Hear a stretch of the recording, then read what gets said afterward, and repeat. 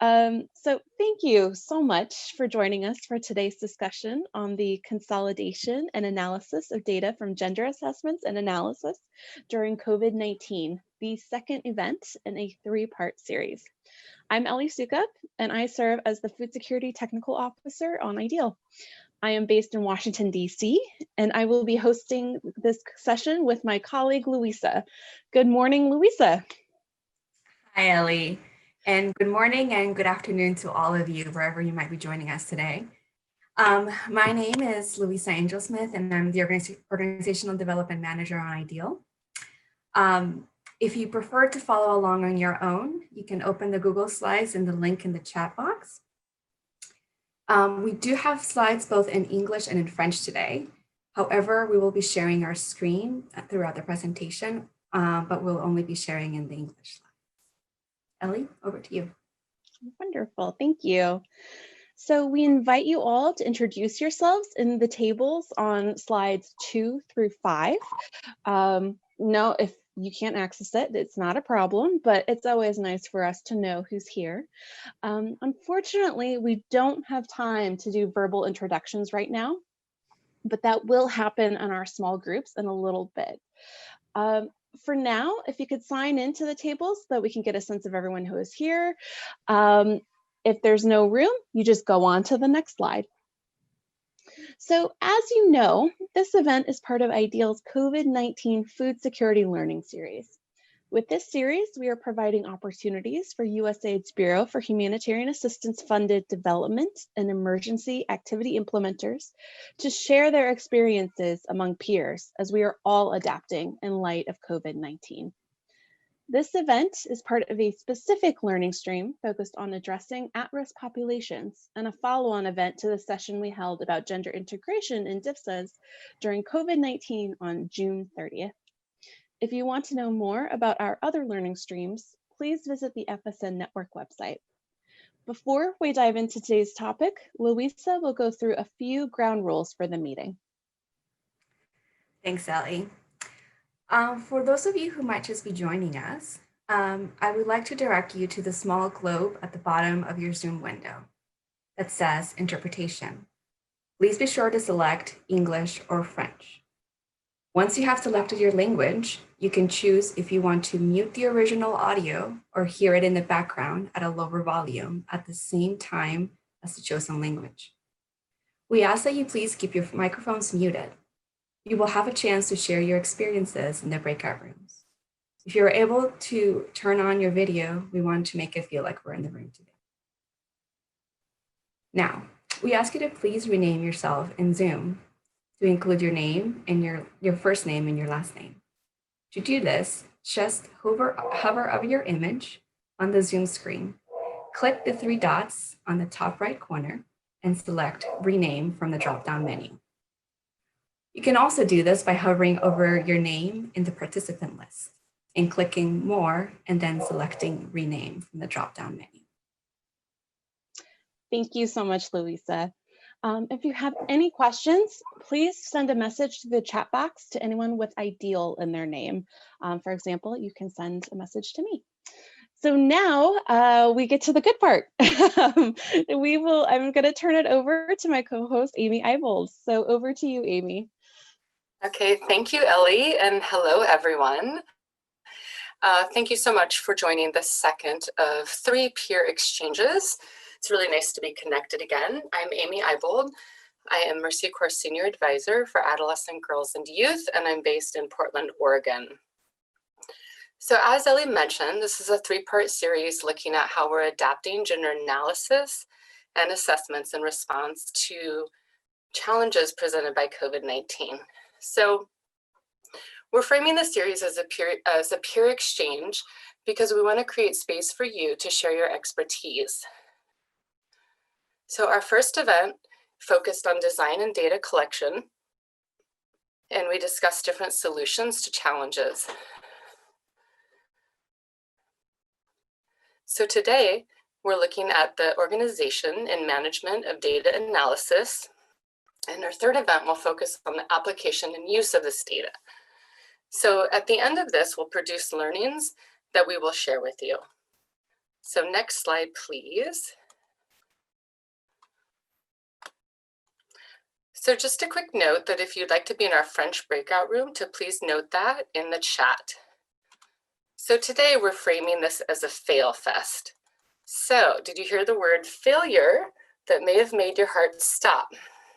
And if so, do not worry.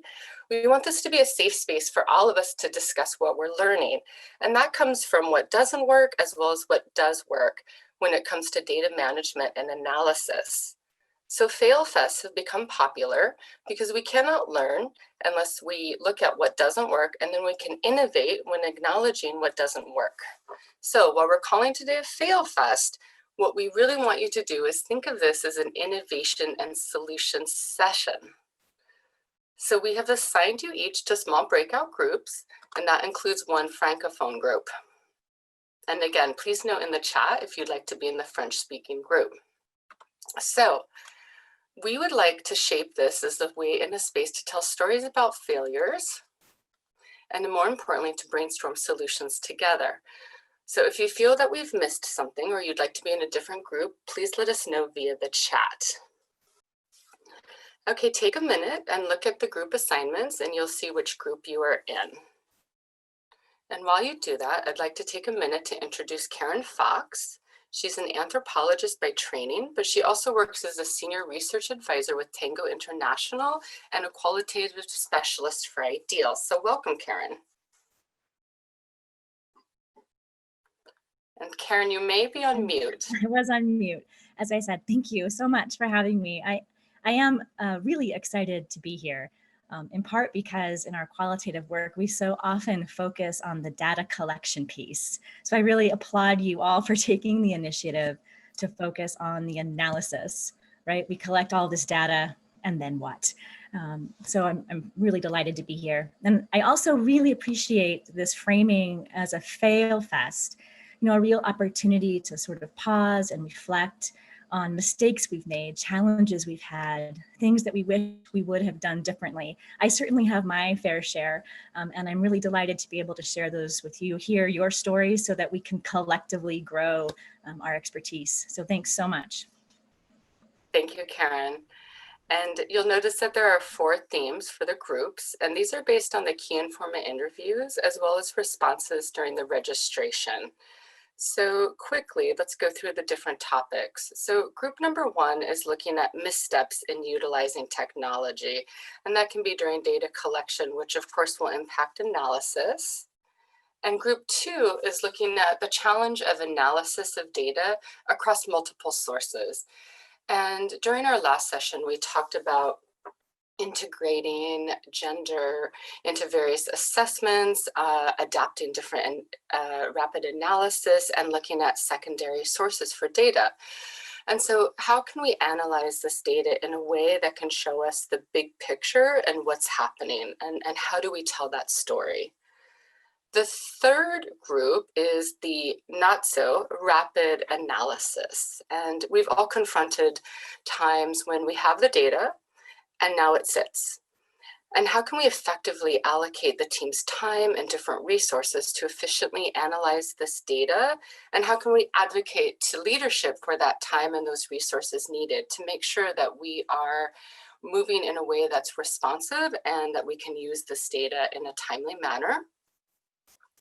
And then for our French speakers, we have assigned you to what we're calling the capacity conundrum.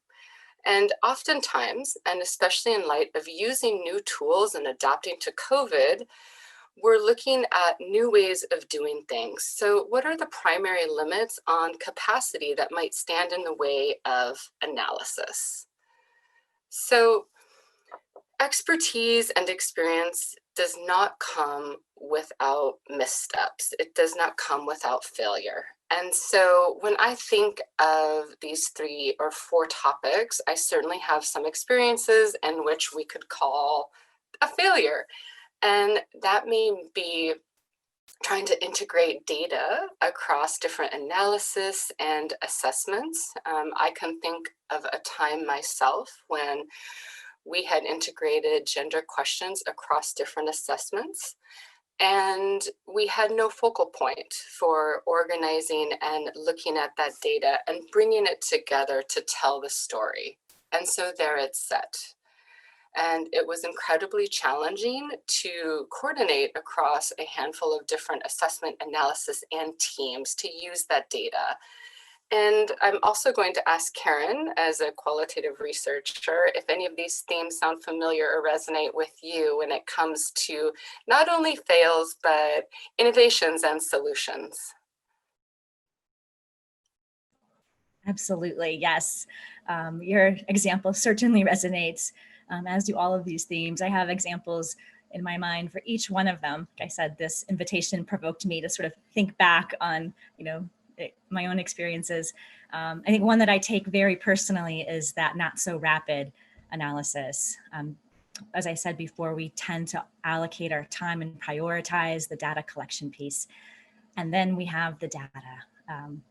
I have had experiences where we didn't allocate enough time or enough people, qualified people, to really sit down and answer the questions and really do that data justice. So, I had an experience where I left an analysis moment feeling as though I just hadn't done the data. I hadn't done the men, the youth, the women, the people that we'd interviewed justice. Because our analysis didn't really reflect the depth of their experience, that they had taken the time to share with us. And, in qualitative work, we're often digging into those sort of sensitive topics. We're asking people to share a bit of their lives, a bit of themselves. So it's really important to me now to always think forward about, how much time are we going to need for the analysis, which is more than what we actually allocate typically for the data collection, depending, of course, on the type of study, how we intend to use the data, how much data, and the type of data we're collecting. So all those variables matter, but having that time has become really important to me. I think that leads also to an example for the capacity limitations. When you presented this topic to me, my mind immediately went back to Togo 2002, when we put a real stellar analyst in charge of doing some qualitative analysis. And it turns out we get descriptions of, 63.4% of informants indicate, XYZ. And that's when I really realized, wow, that doesn't mean anything when you've got 30 informants, right? Save that for your quantitative analysis. And qualitative, I really want to focus on the words, on the story, on the narrative, and the ability to analyze data in a more qualitative way. And another big misstep that you brought up is this issue around technology.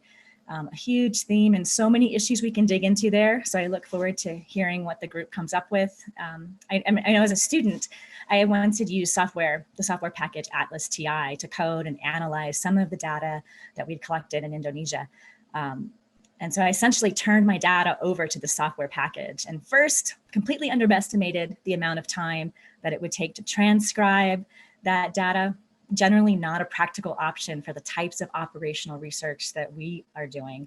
And then second, I realized how much nuance and how much insight we lost by not becoming really intimately engaged with that data, rather sort of, picking some keywords and codes. I realized at that point how important it is to really live with my data, to swim in it, to breathe it, so that I can better understand the nuances and the subtleties that emerge. So thanks so much. These are fabulous themes. And again, I look forward to hearing what the groups have to offer. Thank you, Karen. And we have shared with you, Karen and I have shared with you a few of our own missteps, because we want you to feel that this is a safe space. And it's not only about taking those missteps or failures, but learning how to, like Karen said, swim in your data and get to know it and really understand how we can do well when it comes to analysis. So with that, I'm handing it back over to Ellie to tell you more about your small groups. Thanks, Amy. Thank you, Karen. It's always, reassuring for me to hear when people that I think of as, really proficient in gender data analysis and assessments and qualitative research. And I always find it comforting to know that, yes, even you have had missteps and failures along the way. So thank you for sharing those. And I know that others will feel the same, because I look to all of you as implementing partners. And I know that while you do wonderful work, I am sure there have been instances where you think, oh, well, okay, better luck next time. And so thank you for setting the stage. Louisa, if you could please move to the next slide, and then I will take you through the instructions. So this is what you're going to do once you are in your breakout groups. So you will be broken out automatically into your group. You don't need to do anything. And then your scribe within your small group will share their screen with you so that you can see the notes. Again, if you have any issues, my apologies, there's a fire truck going by, if you can hear that. If you have any issues, if you don't like the group that you are in or the topic, you can let us know. But I do want to reassure you, as Amy said, we came up with these themes based off of our conversations with you through key informant interviews, as well as through those registration questions. We know we asked a lot of questions of you at the very beginning for when you registered, but we use this data to help inform us, what are the main themes emerging? What are those main challenges and failures and issues that are most common when doing gender analysis and gender assessments? So we hope that you will find your group relevant. Once you are inside your group, as I said, you don't need to do anything. We will put you there automatically. But once you are in your group, we are inviting every one of you to share your name and an example of failure. So, or a challenge or a pain point that you have had. So what additional lessons might we attribute to some of these stumbles? So we don't want to just focus on what went wrong, but we want to think about, what did we learn? This is a jumping off point for coming up with solutions. So what adaptations did you make? What tools aided you in addressing these challenges? What additional resources do we know that might aid in this broader theme, if not the challenges specifically? So we really want you to dig in, go deep, discuss. We're going to give you plenty of time to not only get to know each other, but really we want you to brainstorm and think through, this is how we can improve this step, or this is a tool that you've used in the past and that you recommend. Then we are going to ask you to reflect on all of the adaptations and resources, and then you can choose 1 to 3 main themes or resources. We will bold those, and then you can choose a reporter in your group to share the prioritized guidance with the group. So you will all discuss, we will bring you back into plenary, and then you can share, the 1 to 3 highlights that came out of your group. So we really look forward to hearing what you've all discussed. We're going to give you 40 minutes. For those of you who joined for our first session, we know that the conversations were wonderful, and we wanted to give you more time to go deeper. So I really hope you enjoy. I hope you enjoy getting to know one another, and I hope you enjoy finding solutions to some of these common challenges. And with that, we will begin to break you out, and we will see you on the other side. We look forward to hearing from you. So welcome back, everyone. We're just going to spend a few minutes hearing from each group and doing a quick round of highlights. So can I invite group 1, who discussed missteps in technology, to share 2 or 3 highlights from your discussion? And thank you. Let's hop to the appropriate slide. So someone from group 1, please. I'm sorry, am I sharing what the pain points were or what the resources are, the adaptations are? I think if ideally quickly share both, like one of the top pain points and then the solution that your group generated. I I think the top pain point came out of technology not always being accessible to women and girls. That being maybe they don't have permission or maybe they don't have the capacity to use the technology. So I would say that's the high level summary of all of our pain points. And then some of the resources that we discussed were in a planning stage to think of backup plans, and not just backup plan A, but also B and C. To think critically about the accessibility of the technology we use in gender analysis, and not to assume that everyone can use the technology just because it's mainstream. Think critically about maybe some other options particular to your context. And then also have a plan of how you will protect the confidentiality, since if you're using video or recording, you ultimately may erase the confidentiality. So you need to have a plan to get erase the identifiable information in that case. Thank you. Thank you. And moving on to group 2, which is the analysis of data across multiple sources. Can I invite someone to share 1 or 2 failures or pain points and then the solutions that were generated? So as the facilitator, I forgot to get us to vote, but I was hoping that Bora would be able to share on behalf of our group. Kind of a forced volunteership. Thank you, Grace. Okay, that's an ambush, but I think it came out. It came out issues around filtering of questions, being more specific, taking your time to analyze the data, as well as iteration. And this is really to deal with the issues of data overload. You sometimes collect too much data, which we may not need. And these adaptations will help address this. Thank you. Thank you, Edward. And moving on to our 3rd group, can I invite someone to share? And this was more about the not so rapid analysis. Yeah, so we had a lot of pain points. We had a really good group, a lot of pain points. I would say that, a couple of things, you want to just like top highlights are, limited LOE for consultants, which really kind of feeds into budgeting. So like really making sure that you have an accurate budget for when you're doing an analysis. And then, making sure that you're being realistic about primary data sampling size that you're collecting, and the understanding of the ability of people who can actually, who have the ability to analyze it within a certain time. And, really making sure that you have like big priorities and dealing with language issues. Those were a couple of the big ones. When it came to kind of what we wanted to include in our tip sheet, so, validating session with everyone that was part of a collection, because, something that we discussed was adding to make sure that program field staff were included in this, right? Because they're the ones who are on the ground every day, working and implementing.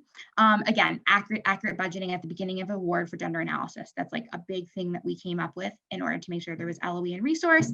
And then because it takes so much time to do primary data collection and sampling size, making sure that you have using secondary data more effectively. So really going through your literature review, understanding what's already there prior to doing your primary data to see what you actually need to collect. Thank you, Alyssa. And for our 4th and final group, I would invite someone to share when we're talking about pain points and solutions around what we call the capacity conundrum.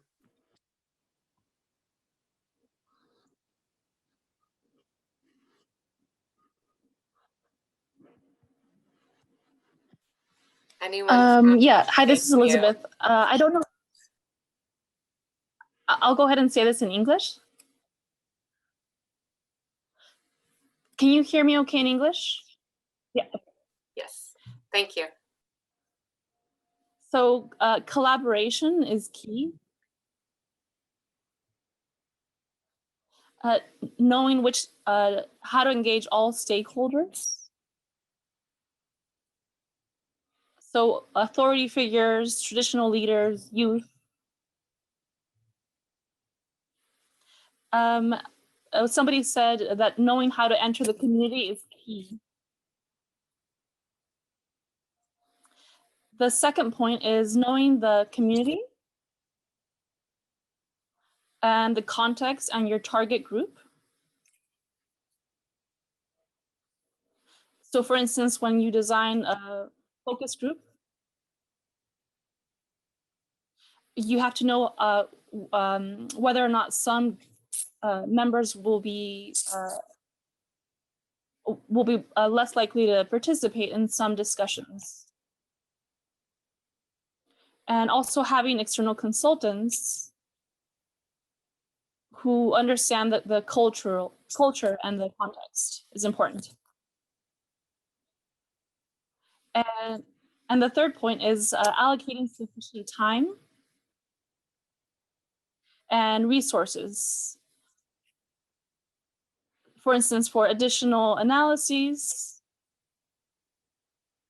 So advocacy and knowing how to obtain additional funding is important. Thank you, Elizabeth.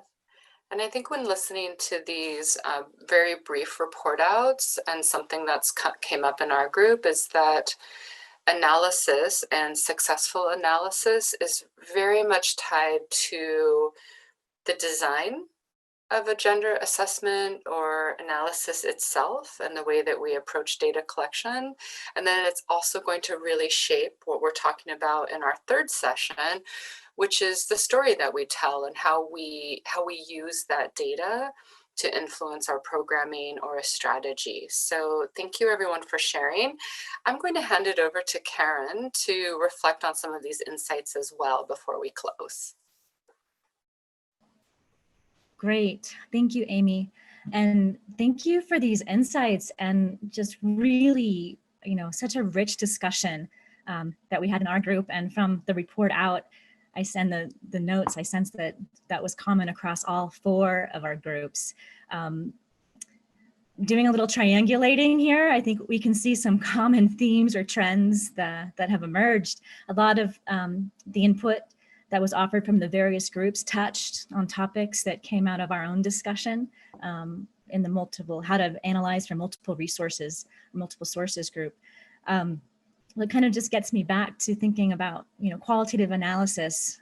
We put together a few slides. I don't want to spend a lot of time on these. These are primarily, for you. I think a lot of what these slides convey has already come out in our discussions. But again, we've seen some patterns and some trends and some examples emerge. And in qualitative data, that's primarily what we're looking for. We want to find patterns. We want to find things that are consistent across our data sources, but we also want to find those exceptions, the things that stand out as being a little bit different. And again, exemplars or examples, and all of those things have come through. Ellie, you noted from your group the importance of having data analysis as a collective endeavor. And you can see I noted that on the slide as well. One of my big fails that I learned from, it's a collective process from beginning to end, but even during the data analysis, sitting in a room with other analysts with various perspectives and putting the data up on a big screen or a big flip chart, or looking at sitting together and looking at the computer, and taking turns sort of interpreting it, right? Because first we categorize it and then we want to interpret it. And I realized that I, at one point, was over-interpreting. And fortunately, I had someone sitting next to me saying, well, that's not what the data says. So I was jumping ahead from reading what the data was telling me to an over-interpretation and imposing my own bias. So I think that collective idea is just really, really important. Something else that we've talked about quite a bit is this triangulation. And let's see, which group was it? The Not So Rapid group. Maybe the importance of using those secondary sources, how important it is In our group, we talked about this desire to sort of rush out and talk to people, right? That's the fun part. We want to connect. We want to develop a rapport, relationship with the people that we are interviewing. But first we have to step back and take a look at what do we already know, especially when we're trying to do qualitative research in a time of COVID-19. We're finding that it's really important to try to scale back and slim down, use our primary data collection very judiciously, very surgically to fill gaps. So looking at our monitoring data, looking at our previous assessments, looking at secondary data sources so that we really can, as you said, Boro, filter and refine and ensure that our data collection and analysis very much speak to the objectives of the work. So again, next slide, please. Oh, and sorry, I think for the French viewers, we're on slide 24, 23 for the English slides. So this is just a quick graphic. I think a lot of what we've talked about, at least in our group and what I've been hearing from other groups, is about sort of the research process and how we sort of start big, we start broad with those research questions and what's the overall purpose. And that's going to drive our entire process. In terms of analysis itself, keeping in mind that just like when we talk about women, it's not a homogeneous group of women, as you brought up. We've got different categories of types of people that we want to talk to and want to understand their perspective. Similarly with the analysis, it's a process. It has multiple phases. First sort of synthesizing and bringing all of that data together, and then the process of analysis where we're trying to categorize and organize and look for those patterns and trends that emerge from the data. And then finally, we apply our own interpretation where we're really trying to understand and explain and making sure that we don't make the mistake that I had made jumping ahead to that interpretation piece before we've really done the analysis. And as you said, that requires having an accurate and adequate budget and time.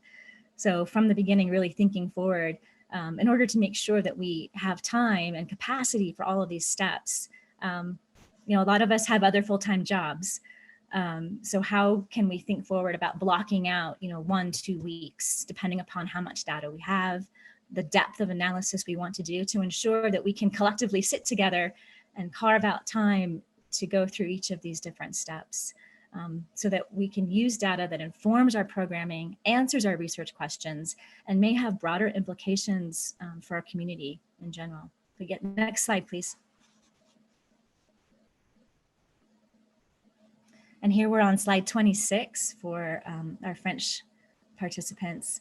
I think one thing that has come out in the report out and also in our own small group discussion is how data analysis is collected to all of these other aspects. I heard comments around sampling, making sure that we're targeting the right people, around filtering, making sure we're answering the right questions, around budgeting. So here's just sort of a list of the various steps. And again, they're not chronological, they're iterative, just like qualitative data collection is, but just things to keep in mind. I put this out here because often when I'm talking with a group of folks about, what's qualitative research mean to you? When I say qualitative research, what comes to mind? And often the response is focus group, key informant, topical outline. And yes, absolutely. But just as with any quantitative study, it's really important to step back and think about things from the design perspective. So what are all of the steps and how do they connect? So our data sources, our sampling strategy, our data collection tools are all going to be driven by the question.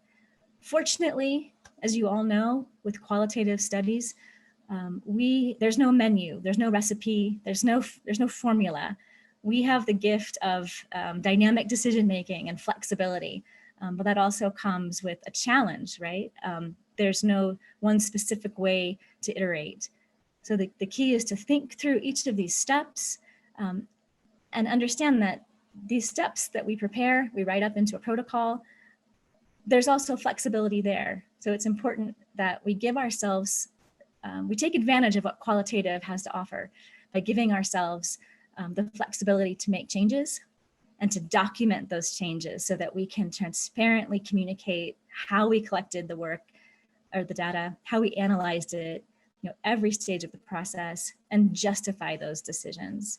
I heard a lot of comments around bias and power dynamics, and that again all ties into ensuring the quality and rigor of our data at every step. So being aware of our own bias, the biases of our informants, the biases of our researchers, the bias of the data collection tools that we may be using, and the analysis as well. I think it's a really key point, and again, particularly heightened under COVID-19, that some of our target participants may not have access to the types of technology that we're using, whether it's cell phone or iPads or tablets, whatever it may be. So we always need to think through, is the technology that we're using appropriate for the questions we're asking and the audience that we're trying to target. But similarly with data analysis software, I think one of the big missteps is that we try to, there's always the question, well, what software are you using? Well, first we got to step back. What question are we trying to answer? And what's the appropriate tool for analysis? That may be software, and it may be Excel. It may be, word matrices. So to the extent that we can ensure that we're also not making our data software analysis tools inaccessible to our researchers, is sort of another level of thinking around that. So ultimately, I'm really excited about this conversation, the importance of couching each of these steps in terms of context and culture, so important to qualitative work. So I'm really excited about the tips that have come out of these conversations. So with that, I just want to pause and open it back up to the group for thoughts, insights, any questions or experience that you have in trying to think through each stage of the qualitative design process and then implementing that. So thank you so much.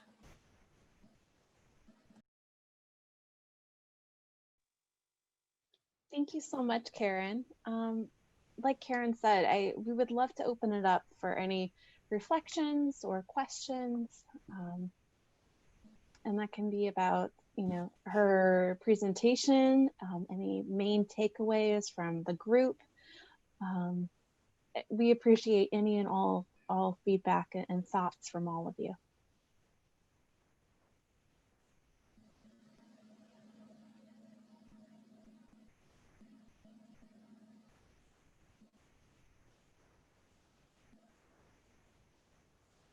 Okay, it sounds like we've made you talk enough.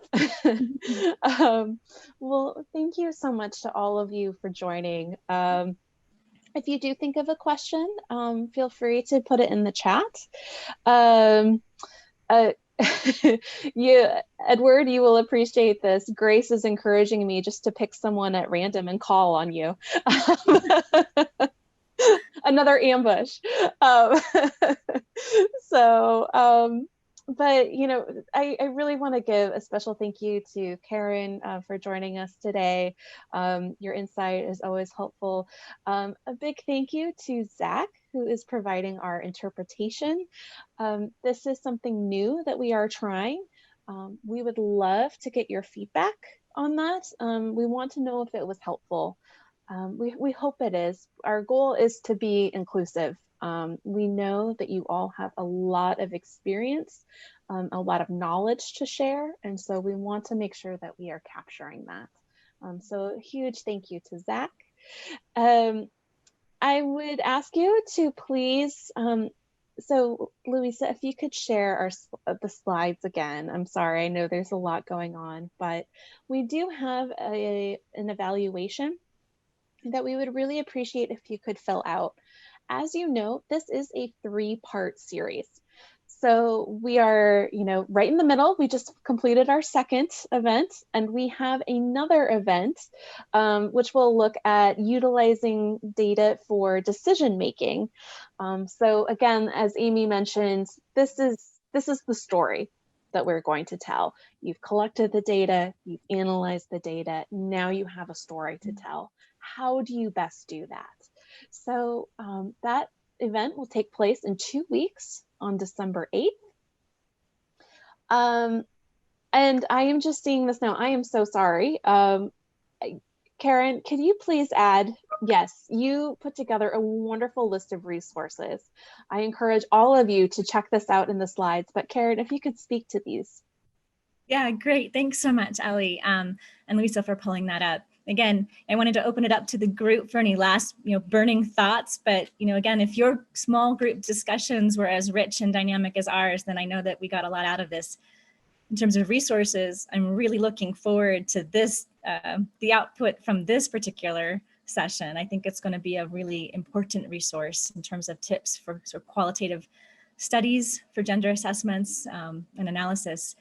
So I'm looking forward to adding that to this list. I'm particularly keen to hear all of your input because down at the last bullet here, you'll see FSN Network. We're planning early next year for an online technical series that focuses on qualitative research, sort of going through each of those steps of the design that I laid out. And then toward the end of the year, a session that focuses specifically on analysis. Because again, we tend to prioritize the data collection. So, what do? We want to have a very practical activity that focuses on operational analysis for DFSAs.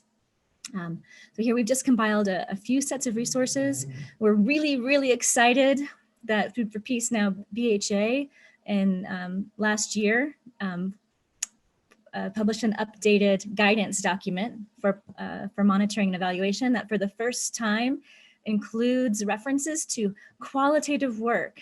So I think we all know that it's becoming increasingly important. So the question now is, how do we do it? And how do we ensure that it's integrated into our monitoring and evaluation systems, not these sort of standalone studies where, as our group mentioned, we collect boxes of data and then what do we do with it? So we're going to be really working toward that. A few resources, you'll have access to the slides. I'd like to highlight in particular a FAQ document under bullet number 2 that we produced after an ideal online event that focused on qualitative research, specifically under COVID-19. A lot of the principles still apply, but how can we adapt? So take a look at that and a few other resources that are specific to analysis we wanted to share. But again, I look forward to adding this tip sheet to you. These are wonderful. Thank you so much for compiling this and for recommending these, Karen. You will also notice in the slides that we have been pulling your tips and tools that you are using. We are trying to consolidate this so that at the end of these 3 events, we have something that we can share with you. This will be information that has come from you directly. So please continue to add resources. Let us know what are you using so that we can share those with the wider group. Again, thank you so much for joining us today. It was a wonderful, rich discussion. We look forward to seeing you again in 2 weeks, where we discuss utilizing gender assessments for decision making. And before you sign off, we just ask that you please, please, please fill out the evaluation. This helps us do our job better so that we can serve you better. Thank you so much to all of you, and I hope you have a wonderful week. See you in 2 weeks.